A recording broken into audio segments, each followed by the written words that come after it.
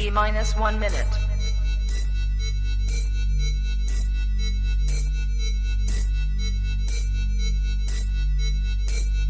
T-minus 50 seconds.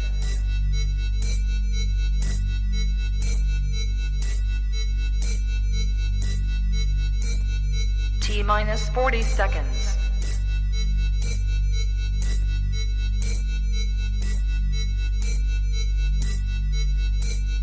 T-minus 30 seconds.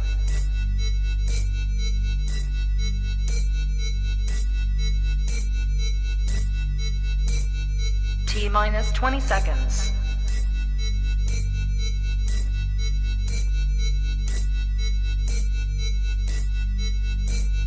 Ten, 9, 8, 7, 6, 5, 4, 3, 2, 1, 0.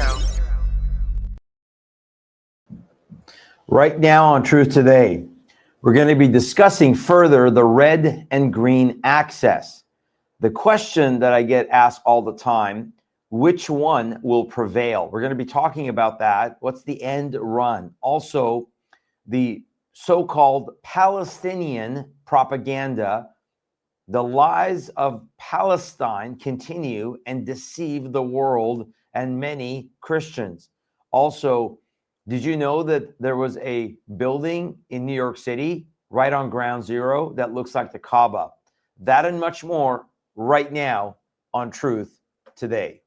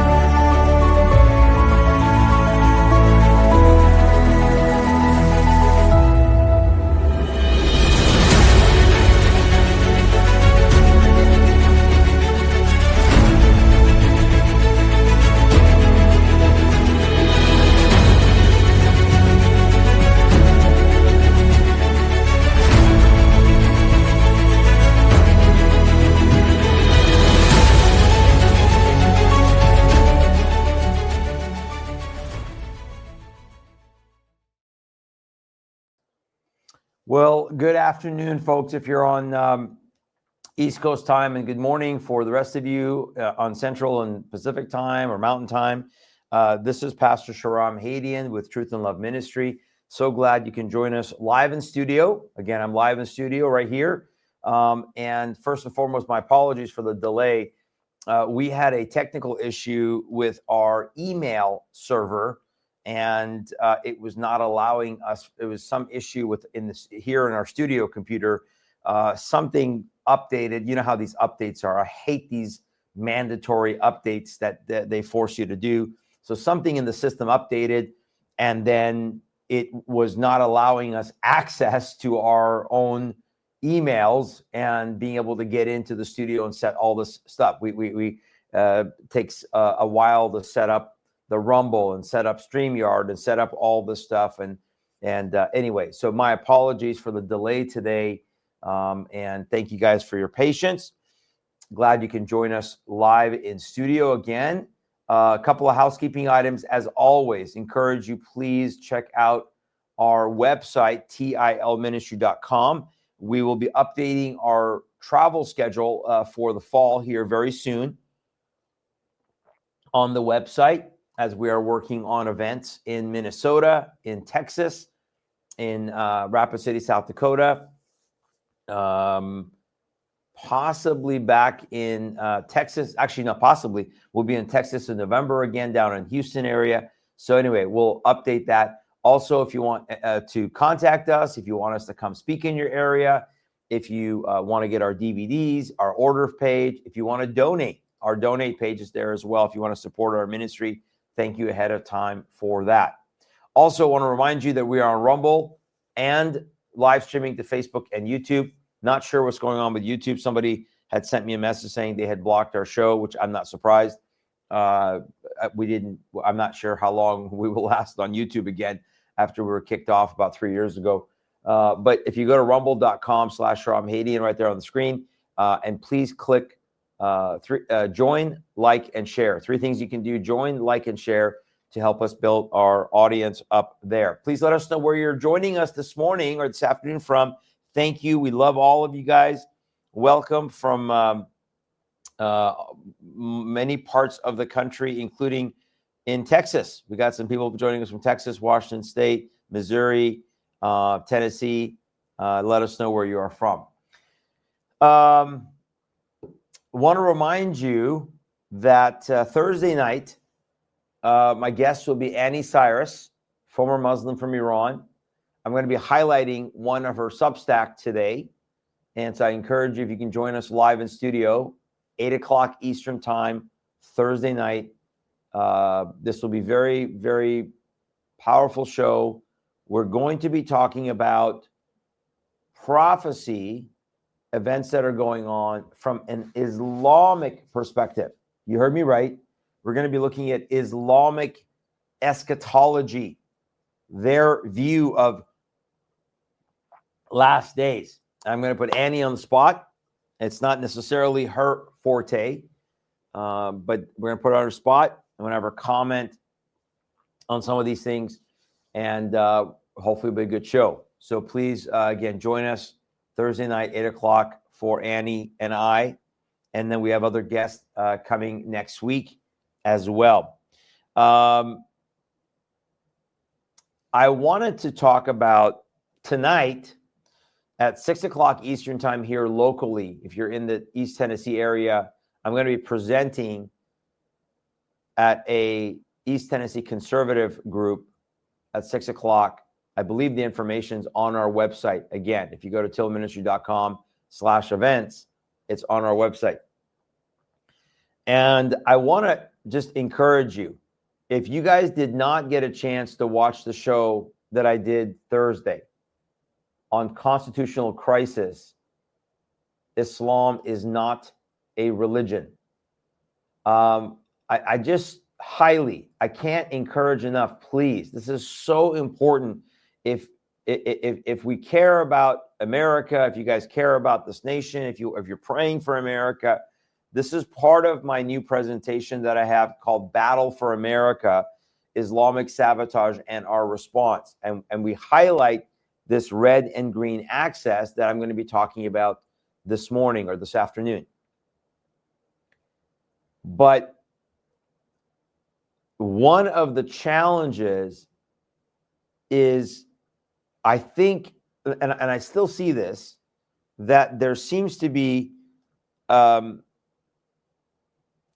don't know if denial is not the right word, but the Bible talks about, and this is a pattern that happened in the Old Testament, that when God was trying to get their attention to the enemies at their gates, to the enemies within their gates,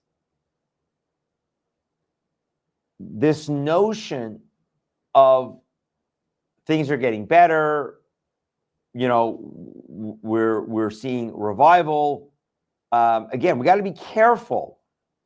Not that God is not able or has promised to pour out a spirit in the last days, right? The Bible has promised that God will pour out a spirit in the last days on all flesh. We know there's going to be an outpouring of the Spirit. We know there's going to be a revival of individuals, but I don't necessarily know if there is a promise in the scriptures that there's going to be a revival of these nations. Some nations may stand, many will fall to the Antichrist system. And there seems to be a rejection again, a denial of what is happening, especially within Christianity, within the body of Christ, because we don't understand evil. We don't understand the tactics of the enemy. We don't understand strategy of the enemy, because we are not operating as wise as serpents. Let us be wise as serpents and innocent. Gentle is not the right translation. Innocent as a dove. Because what we are to do is to be above reproach. Don't harbor hate. Don't let bitterness take a hold of you. We don't act like our enemies. We pray for our enemies, but we don't act like our enemies. We don't behave like our enemies. We don't repay evil with evil. But I'm just praying, like, Lord, please wake up people, especially to this very distinct threat that I want to cover. And so the show today is the red-green axis, once again, that I've been highlighting more recently. And again, we highlight in this new presentation. And the question that I get asked all the time between this axis that we'll talk about again as a review is which side is going to win? Will they continue to get along long term, or will one side prevail over the other? And then we're also going to be talking about this so-called Palestinian deception, this propaganda that continues to deceive the world. And so we'll talk about that. But let's just, again, quickly define this red-green axis for all those who maybe haven't heard it, aren't familiar with it, just so we understand what we're dealing with. This axis, again, red and green, right? The red, very simply understood, is isms, socialism, Marxism, and communism. And now you add globalism to the isms of the red. It is a system of government that is against God, that is against Judeo-Christian foundations, because ultimately, if you follow the end run of those systems, they lead to atheism. In fact, that's their so-called state-run religion, is that when you see full-blown communism applied as a government of any nation, you see the end result is ultimately a push for atheism. For example, I remember we did 2 mission trips to Cuba, and Cuba is a country under communism, under Marxism, and Christianity is illegal. It is illegal in Cuba. They tolerate it, but it's illegal officially. And those isms, which are a form of government, are antithetical to our government. They're antithetical to Western laws. They're antithetical to Judeo-Christian foundation. They're antithetical to our constitutional republic. Again, that's why I did the show the other day talking about that we are in the midst of a constitutional crisis. And you need to share that with as many people as possible. I specifically went into and made the argument why Islam is not a religion, why it should not be protected under the First Amendment. I went into the details of the apostasy laws of Islam in detail from all of their sources. It has got to be a resource for people to use. But this red-green axis now, we get to the green side of the axis, which is Islam. That's green. That's their color. And the green side of the axis, which, by the way, we've covered this before in Revelation chapter 6, right? If you go to Revelation chapter 6 and you look at the 4th horseman of the seals, right? The fourth seal. I'm going to read it to you here. Here we go. When he opened the 4th seal, I heard a voice of the 4th living creature saying, "Come and see." So I looked, and behold, a pale horse, and the name of him who sat on it was Death, and Hades followed with him, and power was given to them over 1/4 of the earth to kill, with sword, with hunger, with death, and by the beasts of the earth. So multiple ways, but the number one way that this power was given was with the sword. Now, why is this important? Because remember, the word there in the Greek for pale is the Greek word chloros, and it doesn't mean pale. Pale is not a good translation. The word is green. Chloros, which is where we get the word chlorine from, in its powder, in its original state, in its powder form, is green. And so it really should be the green horse, and the green horse name was death. So this horse carries with it a spirit of death. And I'm telling you, folks, there has been no greater spirit of death on the planet, and I'll show you that here today, than the green, Islam. It is the greatest death cult in human history.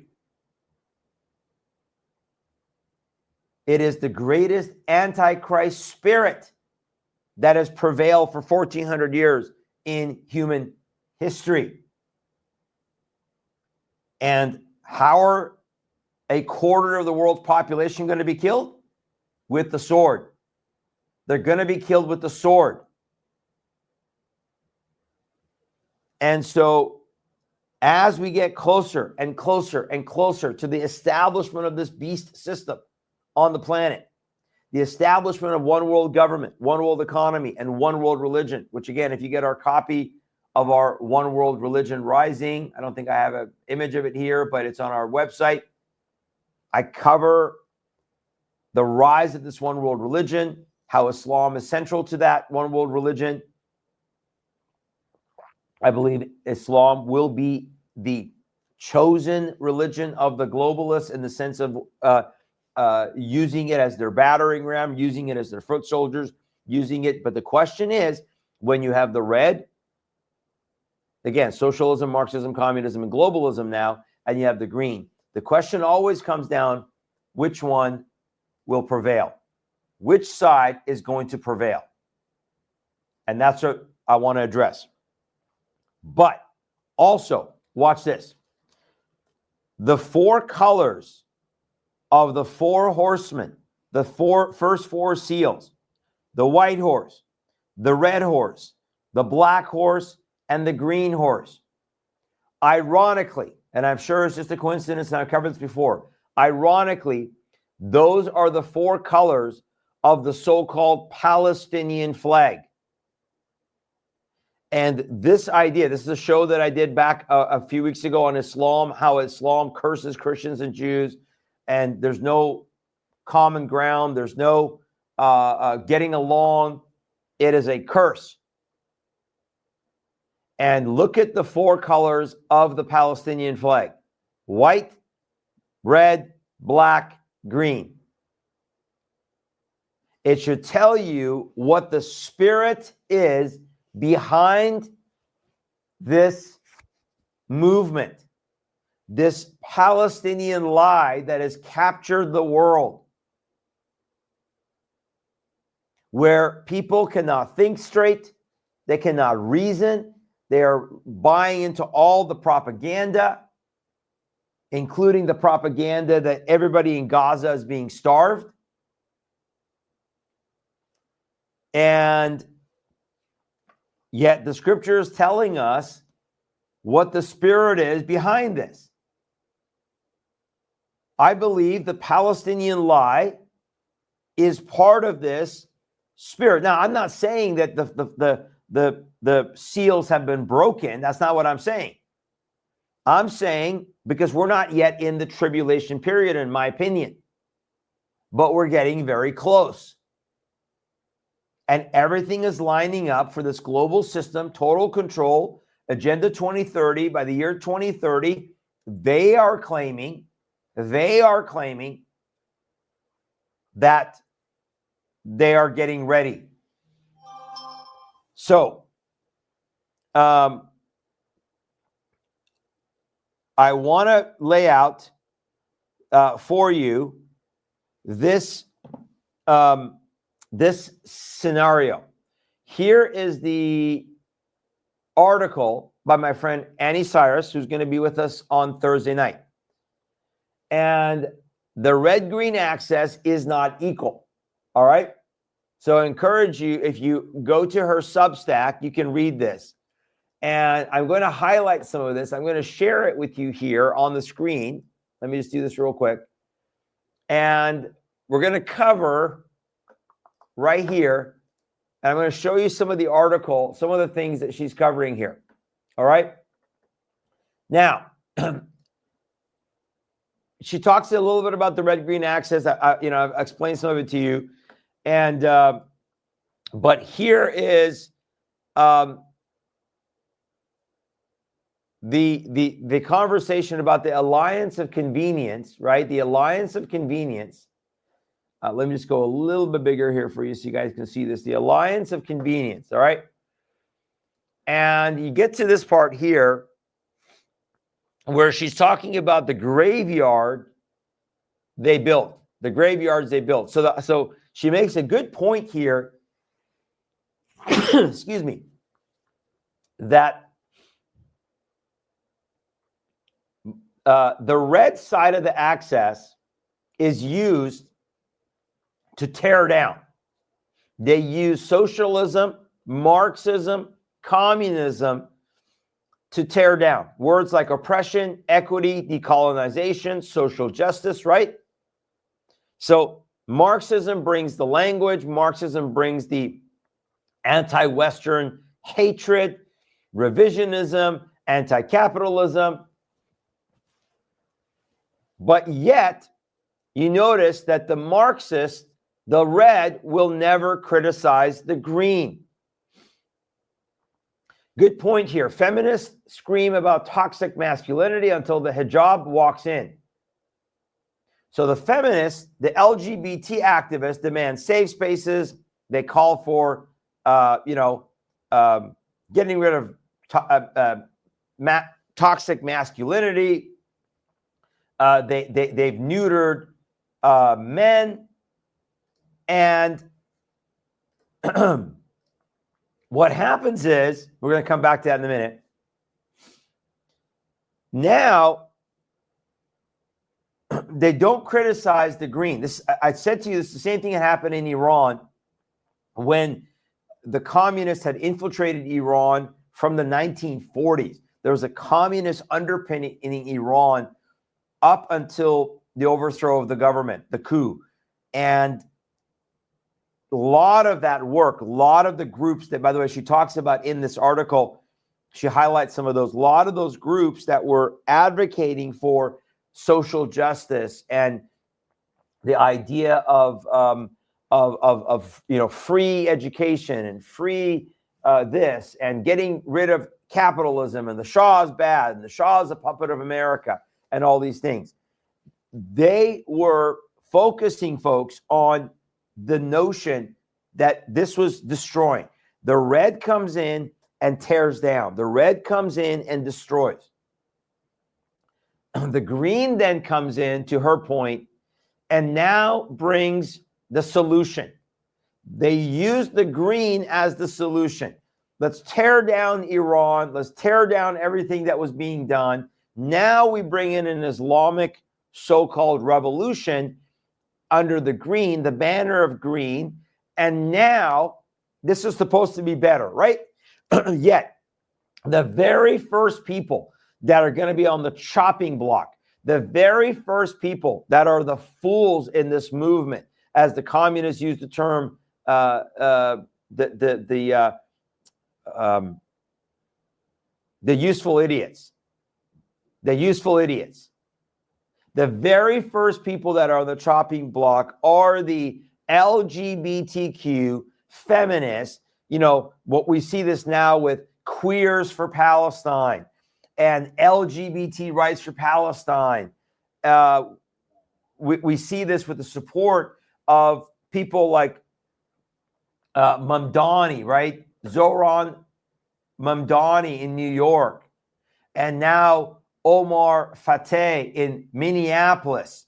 You see this, that they are supporting these people. And I gave you the example of the bar in Minnesota, in Minneapolis, when I talked about that Thursday night, that supported the Islamic call of prayer in that neighborhood in downtown Minneapolis. They were petitioning, a bar that had been there for 119 years was petitioning the city to allow the Muslims to do their prayer. It's beautiful. It's good.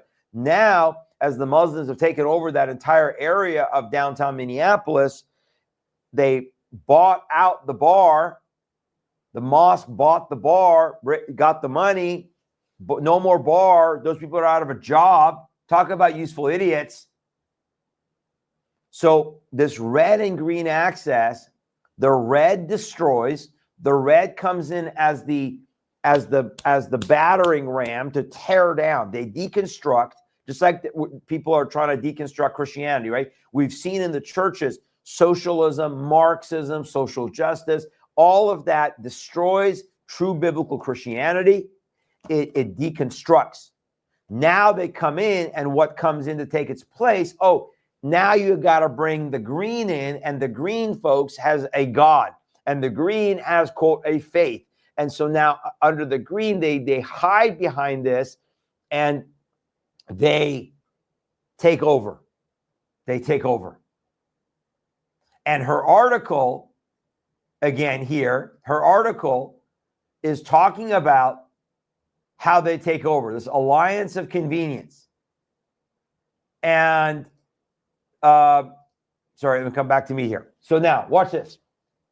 When we go to the article, I'm going to show you, she talks about the death toll, the graveyard they built.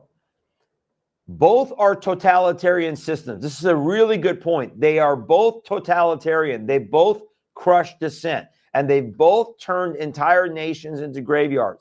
Marxism killed over 100 million people in a single country. It isn't a metaphor. It's documented genocide dressed up as a revolution. So you see she goes down. Soviet Union, 1920s, 1950s, swallowed millions of priests, poets, intellectuals. Ukraine, 32 to 33, Stalin engineered the Holodomor, man-made famine, starved millions. China, Mao's Great Leap Forward. Cambodia under Pol Pot, speaking French and wearing glasses could brand you a bourgeois threat. 2 million were executed. In the USSR, churches were burned to the ground, parents dragged away, children were trained to spy and report on their own families. Truth didn't exist. It was whatever the regime said that day, and if you disagreed, disappear. So excellent point. So look at it. Marxism estimated global death toll between mid-19th century and 21st century, 100 to 110 million plus deaths. And there she sources the Black Book of Communism. And she breaks down the numbers there. 1848 European revolutions, Paris, USSR, China's Mao, Cambodia, Pol Pot, North Korea, present to the present time, Vietnam, Ethiopia, Eastern Europe, Cuba, Venezuela, DPRK, all of this leading to the death toll that we see, leaving death in its path. Now, remember, what did we say was the hallmark of this movement? Right? It's a spirit of death. It's a spirit of death. The white horse is the false Christ. It's the Antichrist. The red horse brings war. The black horse brings famine, starvation, pestilence. The green horse brings death. And first source of death is through the sword, through fighting. And who uses the sword, folks?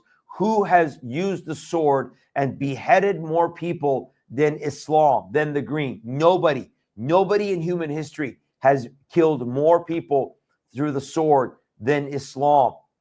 In fact, the verses of the Bible, wrong. Forgive me, Lord. The verses of the demonic Quran, strike their neck by the sword, strike their neck, kill them wherever you find them. It talks about, it's in fact, these latter verses, the abrogated verses in the Quran are called the verses of the sword. 100 verses in the abrogation calling for violence against Jews and Christians They're called verses of the sword. And now, going back to the article, she talks about then the death toll. We're going to keep going here. Watch this. The death toll now of Islam. Islam, however, never needed Marx to invent tyranny. It has Muhammad, the perfect man, with a sword instead of a manifesto. Remember Thursday, I covered the Ridda Wars, the initial apostasy wars, where they went after and killed 30 to 40, or some numbers say 40 to 50,000 apostates.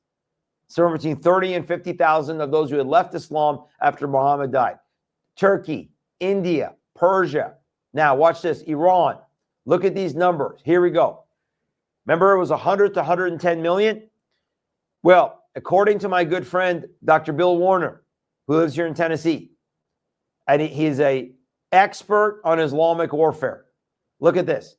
Islam's estimated global death toll from the 7th century to now, 270 to 300 million people killed.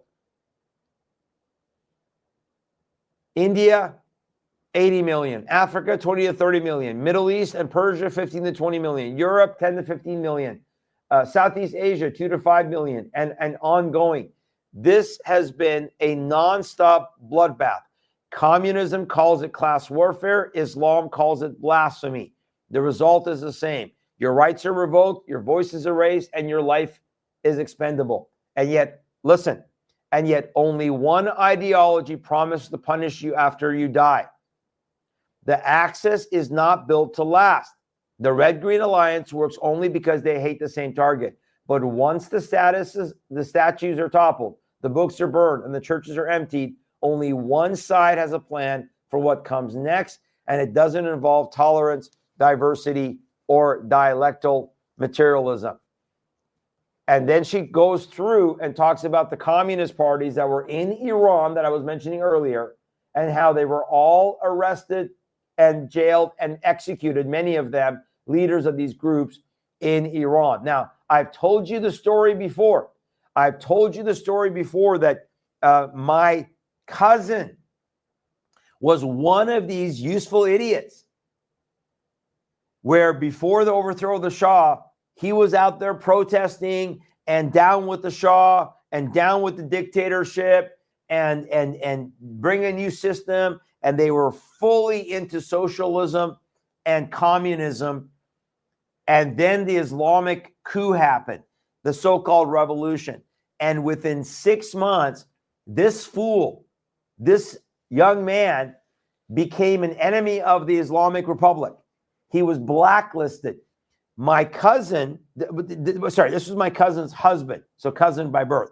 My actual cousin, she was married to this fool.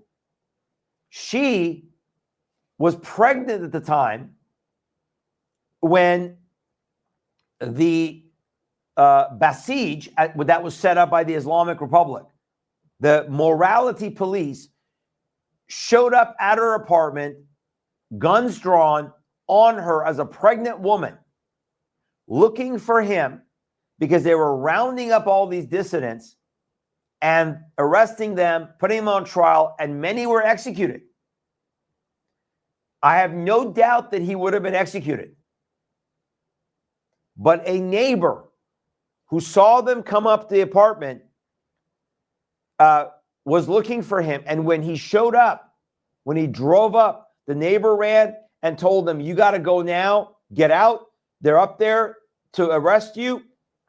Leave." So he leaves, goes into hiding. He never went back to his house one time. He went under hiding, and my uncle had to pay somewhere in the equivalency of $25,000 to have him smuggled out of the country to Turkey, because he's now on a hit list, on a blacklist. So the red and green will not last. This access will not last.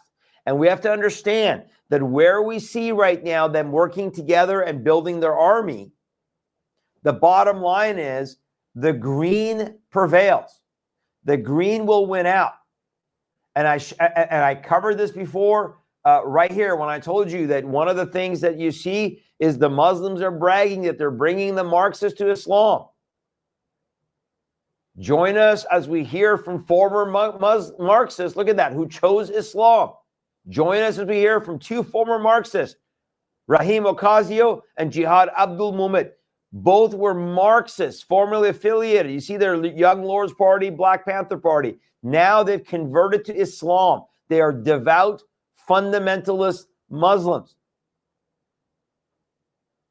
And to the point of her article, they will not last. This access does not last. The green will kill the red. Islam doesn't negotiate, it tolerates until it doesn't. Marxism is the match, Islam is the wildfire. One feels destruction, the other claims a territory. The red thinks it's found a partner, the green knows it's found a vehicle. Well said. And then she talks about Islam gets a free pass. In these pro-Marxist nations, they never criticize Muhammad, they never criticize. So that's why you see the mess in Western Europe, because what you see is that when you go to socialist Marxist countries, when you go to all these socialist countries, what happens? They use the underpinning of the red.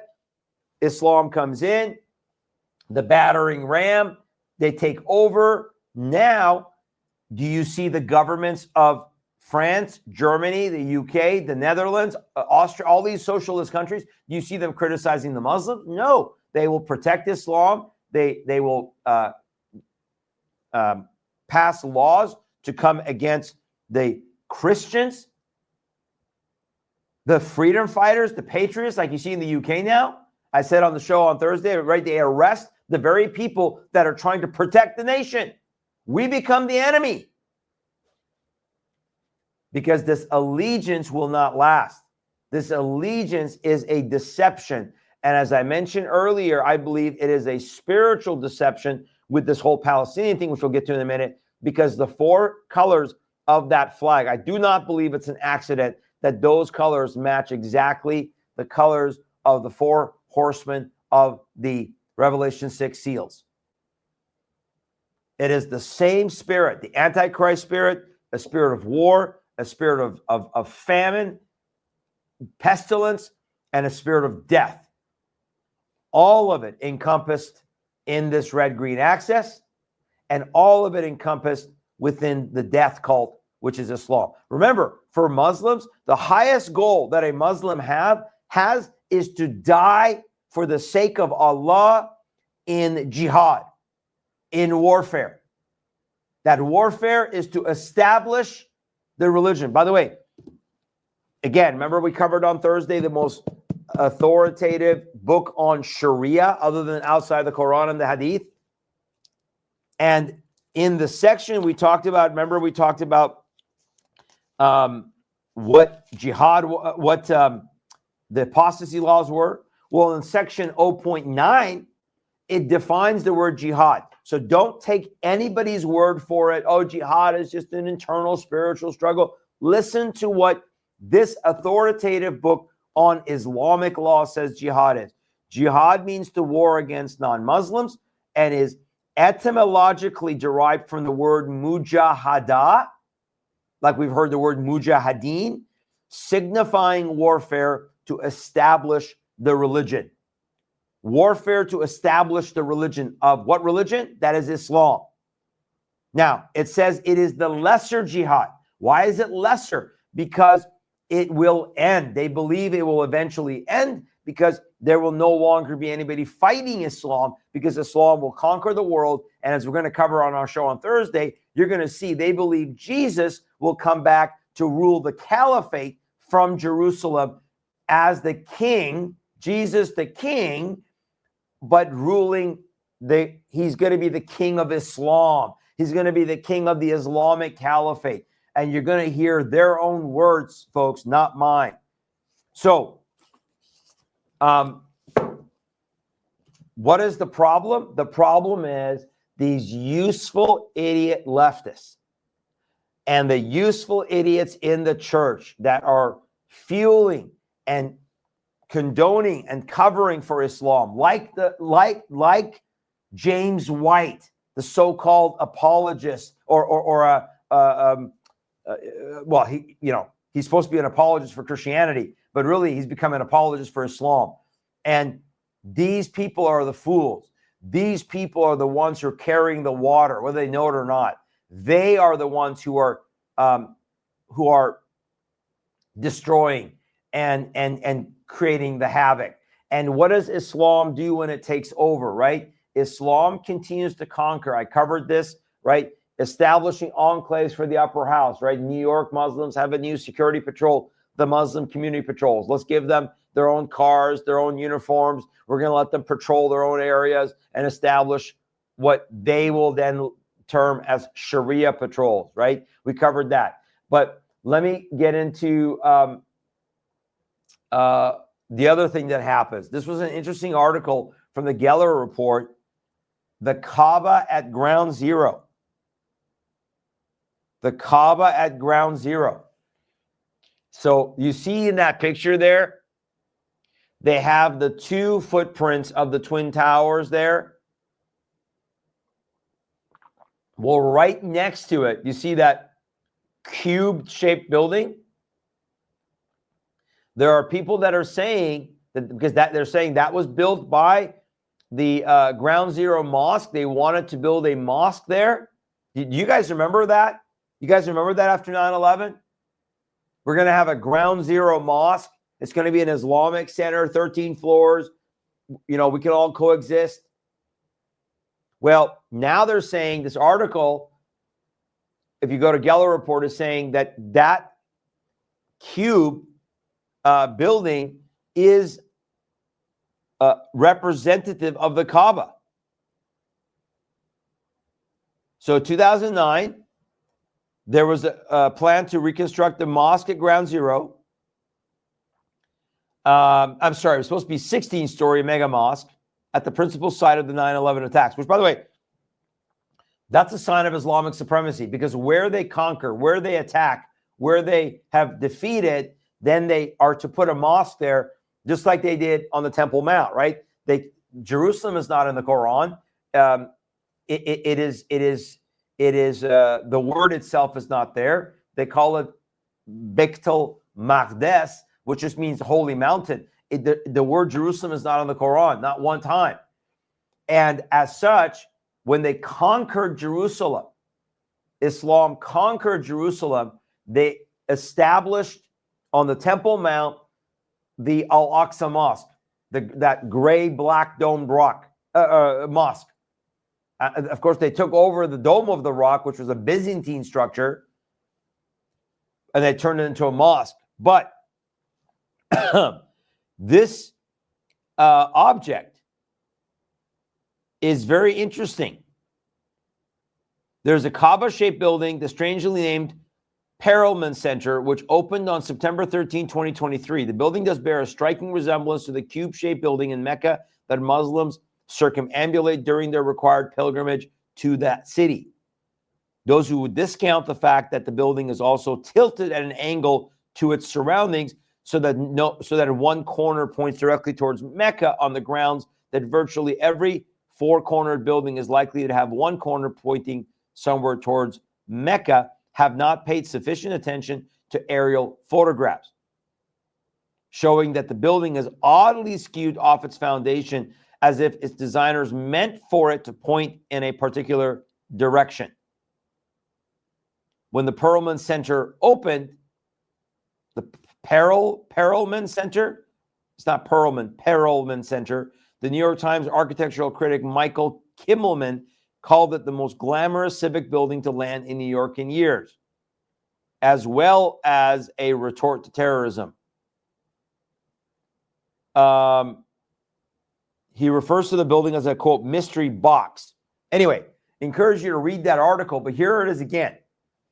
There it is again. You see that cube-shaped building there, right next to Ground Zero, that looks a lot like the Kaaba. But when they take over areas like they do in Minnesota, then they began their destruction. Remember, we talked about Sharia crimes. We talked about increased gang violence, increased sexual assaults. And now you have a society like in Minnesota where the government is covering up for Muslims, or they downplay. The latest sickening event is this monster, this Islamic degenerate. Minnesota Islamic Center pleads for leniency for Muslim migrant who kidnapped and raped a 12-year-old. Quote, he has the challenge of starting over in a new culture. So why did he rape this young girl? Because, he was struggling to start a new culture. And here is the Al Insan Islamic Center in St. Paul, Minnesota, that is writing a letter on behalf of this Islamic degenerate. And that's also on the Geller report. Minnesota Islamic Center writes a letter of support to ask the judge to go easy on a convicted Somalian child rapist because of the, quote, challenge of starting over in a new culture. You cannot make this up. Meanwhile, in the Congress, 158 Democrats in the House voted not to deport illegals who are convicted of sexual crimes, especially on minors. We are seeing children raped in this country, trafficked, and these deviants that are from other countries, particularly Islamic countries, where they condone raping of non-Muslims. Islam condones and allows the raping of non-Muslims. It is not considered rape. And so when you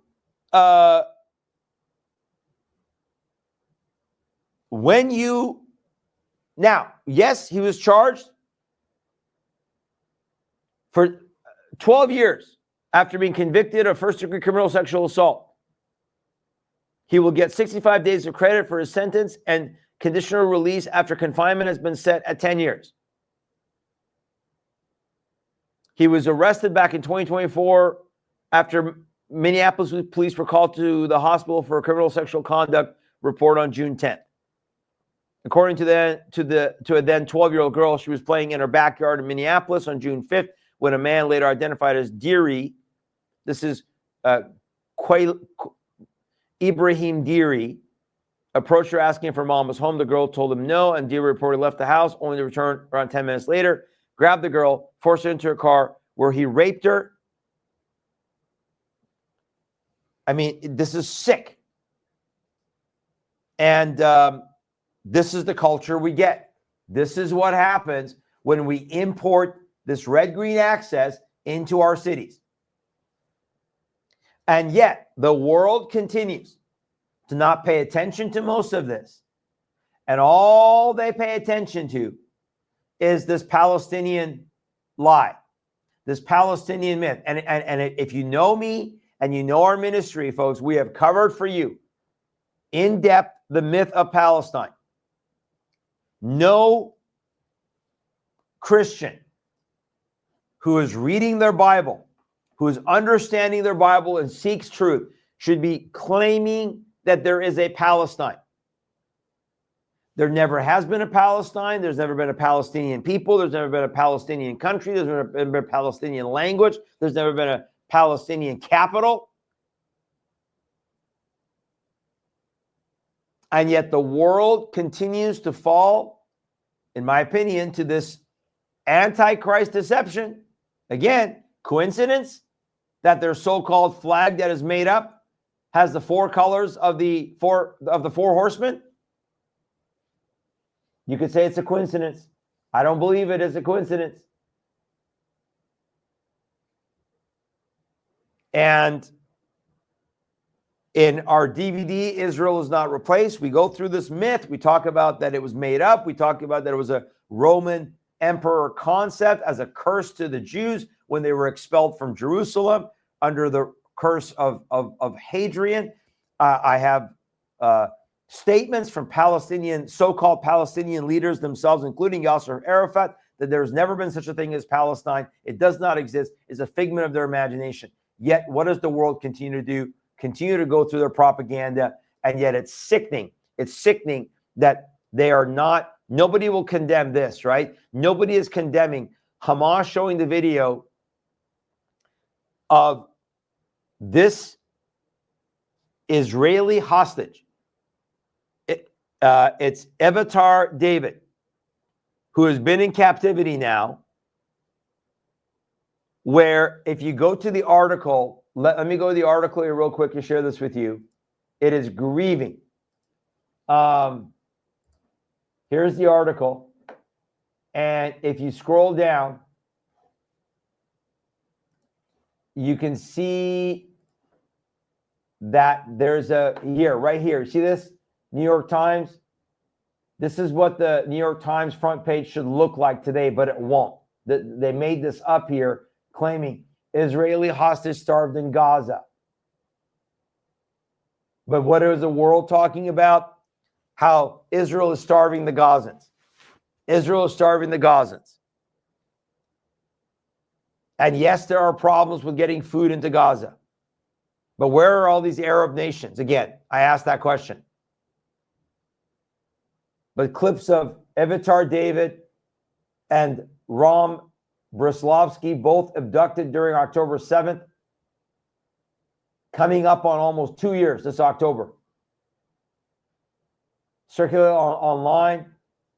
And I'll play this video for you in a minute here, where he's shown digging a hole potentially for his own grave. Can you imagine that? And here is just this, let's go to this 20-second video here, and I'll show you this. Speaking of this propaganda, look at this. Here's this vile video. I don't know if there's audio. Oh, there's audio. מה שאני עושה עכשיו, אני חופר את הקבר. הקבר שמיד מבחינתי לי. כי כל יום שעובר הגוף שלי הולך, נחלש, נהיה רזה יותר וחלש יותר. Oh, so grieving. So grieving. Digging his own grave. Digging his own grave. And meanwhile, the world continues to acknowledge, claim that it is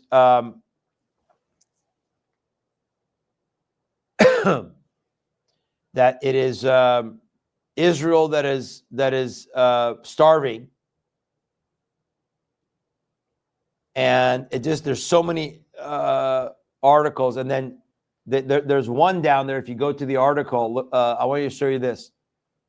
Show you this here. Let me show you this real quick. You got to see this. This should make you a bit mad. Let me go down here. Look at this one. Look at this one. Look at this one. Let me see if this will come up here. No, it didn't open up. You know what? I can do it here. 1 second, folks. Sorry. Let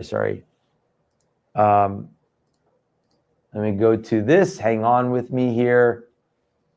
Right here. Look at this. Look at this. The terrorist feast. Those are members of Hamas sitting in their tunnels, right? With their laptops, with their food. They all look healthy, plump. And meanwhile, they're starving an Israeli hostage that has been there for how long? And all the world buys into is the propaganda. And did you see this map? Look at this map. Look at the countries now that have recognized a so-called Palestinian state. Most countries in Asia, Africa, and South America have recognized. Canada plans to recognize. France plans to recognize. The UK plans to recognize. These European nations are already recognizing. Spain already recognizes Africa, China, Middle East. These are all the green that you see there are all the countries that have already recognized that there is indeed a Palestine. You talk about an end times delusion, an end times deception, where these are simply Arabs and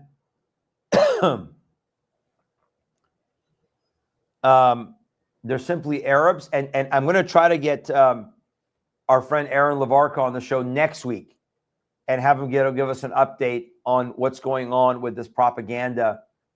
And I want to hear his comments and what's going on in Israel with regards to all these nations jumping on board and recognizing that we need to have a Palestinian state and that therefore there needs to be a two-state solution, which we know, if you know anything about this red-green axis, you know it is impossible.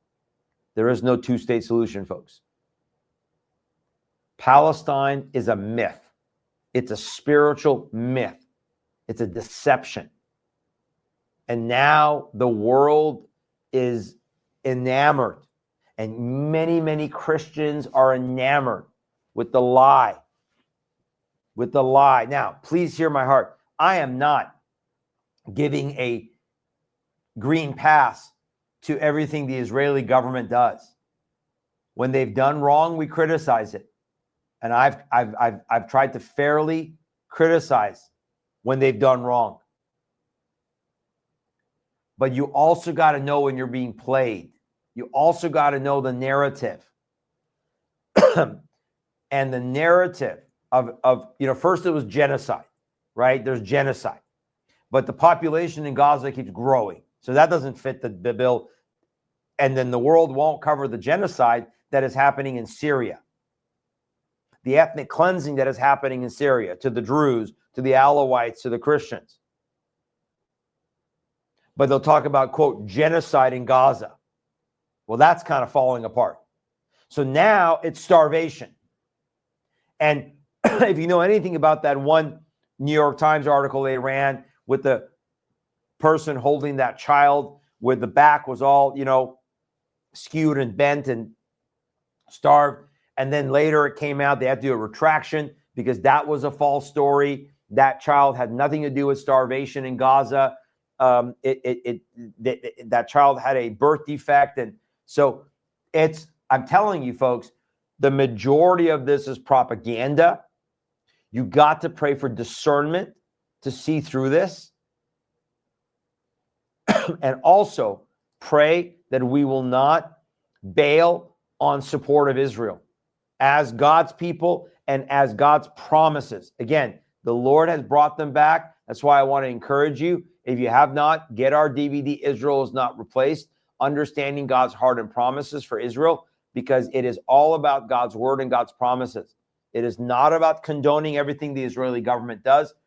I have been as critical of them as I've been of our government in many, many instances, but it is about standing on God's word, standing on God's promises, standing on God's prophecy, and not falling for a spiritual deception that there's such a thing as Palestinians, such a thing as a Palestinian language or country or capital. Never existed, never will. It is a figment of a demonic imagination, and it is deceiving billions of people. Billions of people. And yes, do I think the war should end? Yes. I think Israel should finish this. I don't know how else they're going to do it other than to occupy Gaza, because Hamas will not leave, because jihad will not leave. You understand? Hamas will never leave the mind and the hearts of the Arabs. That's what they are, right? Arabs that are living in Gaza, because jihad will never leave the hearts and minds of Muslims. Because jihad and their warfare against Jews, against Christians, against anybody to make Islam be the world's religion, which again, Thursday night with Annie Cyrus, 8 o'clock Eastern, we're going to talk about Islamic eschatology and what they believe. And you will see 100% it is the opposite of the Bible's eschatology. It is the Antichrist spirit. I still believe the Antichrist is going to come out of the Islamic world. Meanwhile, it is taking over America, taking over the West. It is absolutely dismantling us by this red-green axis. But it won't last. The axis won't last. Islam will prevail for a short time. Now, here's the final good news. The final good news is that Islam will not prevail because the King of Kings will prevail. The Lord of Lords will prevail. Jesus is coming back to rule from Jerusalem, but he's not ruling a caliphate. He's not ruling an Islamic world order. He's going to destroy Islam. He's going to destroy the armies of the Antichrist. He's going to destroy every ideology, and he's setting up his kingdom on earth as it is in heaven. Praise God. Hallelujah. That's our hope. That's what we long for. And we're going to continue to fight for the kingdom to come and be salt and be light and make sure that we are occupying and representing him. Folks, I thank you for today. Share this show with somebody. Again, I want to encourage you, visit our website, tillministry.com. Check out our events calendar. You want us to come speak in your area, please contact us. If you just get a venue, some group, Lord willing, we can try to come into your area. Also, please prayerfully consider donating to this ministry, a one-time donation, either by check or online. Our P.O. box is there. We are really trying to get ahead for this third quarter. We're praying for about another $8,500, $9,000 to come in to really put us ahead. We've been just barely making it by, but praise God. God is faithful. He got us through. Thank you for all of you who donated. Thank you for all of you who supported. Thank you for all of you who prayed for us. You guys are amazing. We love you. We bless you. We honor you, our Gideon army. But please remember, folks, that just keep praying for us. But if you're able to support us, we are grateful for that. You can make a one-time donation. Also, remember, we're going to Israel next May, Lord willing, with our friend Aaron Lavarco as our guide. It'll be phenomenal. Please pray about coming with us. Would you pray about coming with us? Once in a lifetime trip, May 11th to the 21st, 2026, Lord willing. Go and get more information on the trip there. This is Pastor Shahram Hadian. Again, I'll be with you Thursday night, Lord willing, 8 o'clock Eastern, with my guest, Annie Cyrus. It will be a must-watch show. Folks, get the word out. And folks in East Tennessee, I will see you tonight for Battle for America. By the way, we recorded this, and we'll be getting this out on some sort of a social media platform, but also on flash drives and possibly on DVDs here soon. We're going to get it out to you, make it available to you guys. Battle for America is going on. God bless you guys. Please have a great rest of your week. We'll see you Thursday night on Truth Today. Pastor Shahram Hadian. God bless.